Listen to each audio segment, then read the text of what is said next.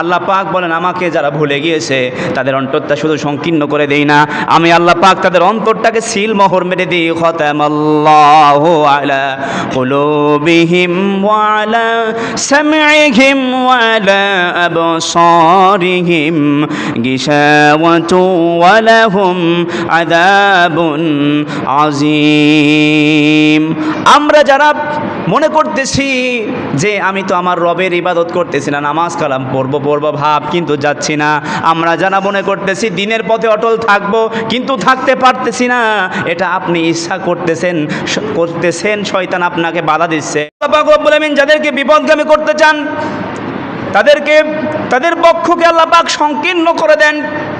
ইসলাম থেকে, কোরআন থেকে আল্লাহর ভয় তাদের অন্তর থেকে উঠে যায়।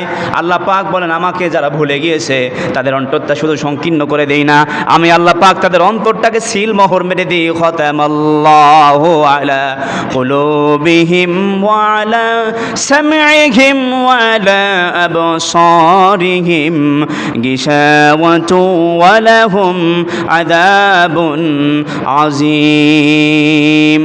আমরা যারা মনে করতেছি যে আমি তো আমার রবের ইবাদত করতেছি না, নামাজ কালাম পড়বো ভাব কিন্তু যাচ্ছি না, আমরা যারা মনে করতেছি দিনের পথে অটল থাকবো কিন্তু থাকতে পারতেছি না, এটা আপনি ইচ্ছা করতেছেন, শয়তান আপনাকে বাধা দিচ্ছে এবং এই ইচ্ছা আপনার ভিতরে দৃঢ় থাকতে থাকতে আল্লাহ পাকের পক্ষ থেকে মোহর মেরে দেয়। কি হয়ে যায়? অন্তরের উপর আল্লাহ পাক মোহর মেরে দেন। আর যখনই মোহর অন্তরের উপরে মেরে দেন, আপনার কাছে ইসলামের কথা, কোরআনের কথা, হাদিসের কথা, কোরআনের বাণী আপনার কাছে আর ভালো লাগে না। আপনার কাছে ভালো লাগবে গান বাজনা, আপনার কাছে ভালো লাগবে হারাম কাজ, আপনার কাছে ভালো লাগবে অন্যায় কাজ, আপনার কাছে ভালো লাগবে মিথ্যা কাজ। যেইগুলো শয়তানের কাজ সেইগুলো আপনার আমার কাছে ভালো লাগবে যদি আপনি বিপদগামী হয়ে যান। আর আল্লাহ পাক বলতেছে যারা এই পথের সম্পূর্ণ হবে, এই পথের দিকে যারা সংকলন করবে, আমি আল্লাহ পাক তাদেরকে এই পথের দিকেই নিয়ে যাব। কে বললেন? আল্লাহ পাক বললেন যারা ভুল পথকে বেছে নিবে তারা ভুল পথেই চলবে। আল্লাহ পাক তাদের বক্ষকে, হৃদয়কে সংকীর্ণ করে দেন। এরপর আল্লাহ পাক রব্বুল আমিন বললেন ফিস সামাই, যেন সে সবেগে আকাশে আরোহণ করছে, এমনভাবে ভুল পথে তারা চলবে যেন সবেগে আকাশ থেকে আরোহণ করছে। আকাশ থেকে যেমন করে নিচেই পড়লে যত জোরে পড়ে তারা যেন ভোরের ভিতরে এমনিভাবে ধাবিত হয়েছে। আল্লাহ পাকের পরে বলছে এমনিভাবে যারা বিশ্বাস স্থাপন করে না, আল্লাহ পাক তাদের উপরে আযাব বর্ষণ করে। কি বর্ষণ করে বলেন? কাযালিকা ইয়াজআলুল্লাহুর রিজসা আলাল্লাযীনা লা ইউমিনুন। আল্লাহ পাক রব্বুল আমিন বললেন যারা আমি আল্লাহর উপরে বিশ্বাস স্থাপন করলো না, যারা আমি আল্লাহকে রব বলে মেনে নিল না, যারা আমি আল্লাহর উপরে আমি আল্লাহর বিধানকে মেনে নিল না, আমি আল্লাহ পাক রব্বুল আলামিন তাদের উপরে আযাব বর্ষণ করি। কি বর্ষণ করেন বলেন? আল্লাহ পাক তাদের উপরে আযাব বর্ষণ করেন সবেগে, বিশাল জোরে তাদের উপরে একের পর এক আযাব আসতেই থাকবে।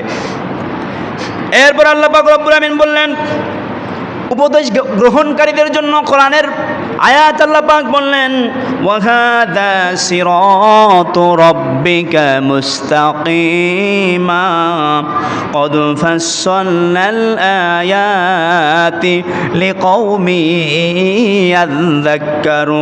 ইয়াযাক্কারুন। আল্লাহ পাক বলছেন এটাই সরল পথ, এটাই সরল পথ। আমি উপদেশ গ্রহণকারীদের জন্য আয়াতসমূহকে পুঙ্খানুপুঙ্খানুভাবে বর্ণনা করেছি। আর এই কোরআনের পথ, ইসলামের পথ হলো সরল পথ, সঠিক পথ, নরম পথ, শান্তির পথ। যারা এই পথকে বেছে নিবে তারা নিঃসন্দেহে আল্লাহর ওই নিয়ামতের জান্নাতে পৌঁছে যাবে। বলেন সুবহানাল্লাহ। আর ইসলামের পথ বাদ দিয়ে যেই পথগুলো অনুসরণ করবে, অনুধাবন করবে, জীবনের সাথে পরিচালিত করবে, এই পথগুলোর জীবনের সাথে অনুসরণ করার জন্য জাহান্নামের লাকড়ি হয়ে যাবে। বলেন ঠিক কিনা? এরপরে আল্লাহ পাক রব্বুল আমিন জানাচ্ছেন ইসলাম মানা ব্যক্তি আর না মানা ব্যক্তি কি কখনো সমান হতে পারে? বলেন রাত আর দিন যেমন করে সমান হতে পারে না, আল্লাহ পাক রব্বুল আমিন বললেন ইসলাম মানা ব্যক্তি আর না মানা ব্যক্তি কখনো সমান হতে পারে না।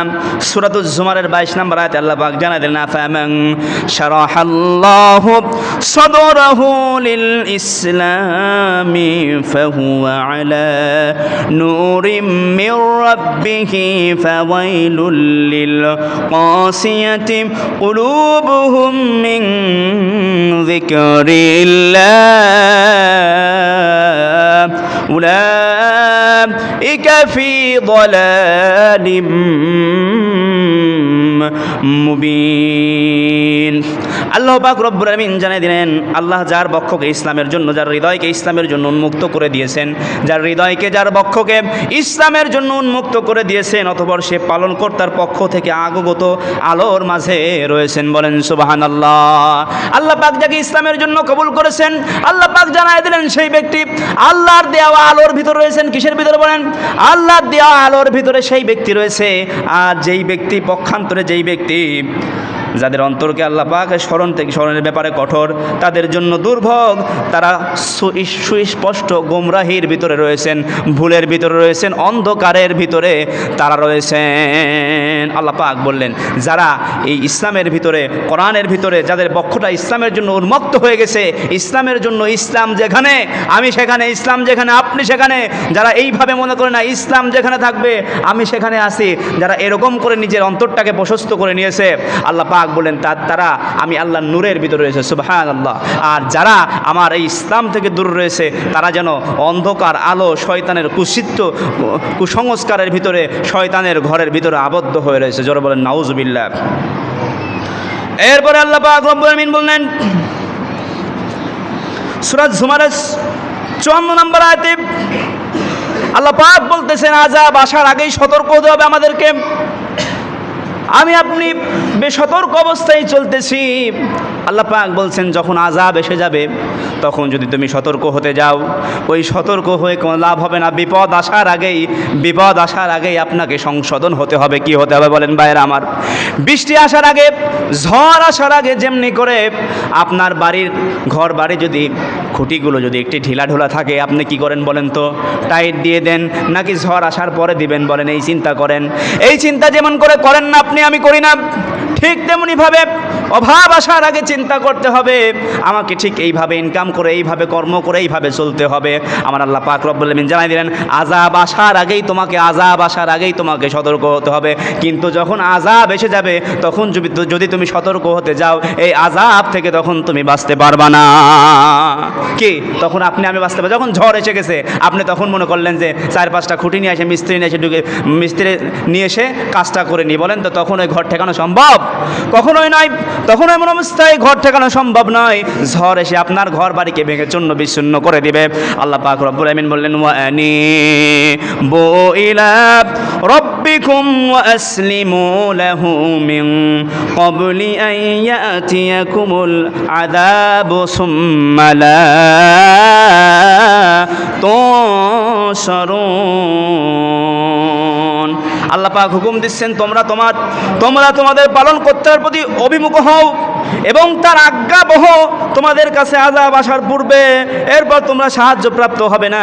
তোমাদের জ্ঞানটাকে, তোমাদের বিবেকটাকে, তোমাদের আশাটাকে, তোমাদের চিন্তাটাকে, তোমাদের চেতনাটাকে সব কিছু আল্লাহর দিকে করো, তাহলে তুমি বেঁচে যাবা। কিন্তু যদি তোমার আজ্ঞা বহ, যদি তোমার জ্ঞান, তোমার বিবেক যদি ইসলামের জন্য আগে কাজে না লাগে, যখন আমি আল্লাহর গজব এসে যাবে, যখন করোনার মতো ভাইরাস এসে যাবে, যখন বিপদ এসে যাবে, যখন আমি আল্লাহ পাক রব্বুল আলামিনের গজব এসে যাবে, তখন খবরদার এই চিন্তা করো না আইয়াতিয়াকুমুল আযাবু সুম্মা লা তুনসারুন। খবরদার চিন্তা করে রেখো যে ওই সময় আমি আল্লাহ পাক তোমাদেরকে সাহায্য করব না, কারণ বিপদ আসার আগেই আমাকে ফিরে আসতে হবে।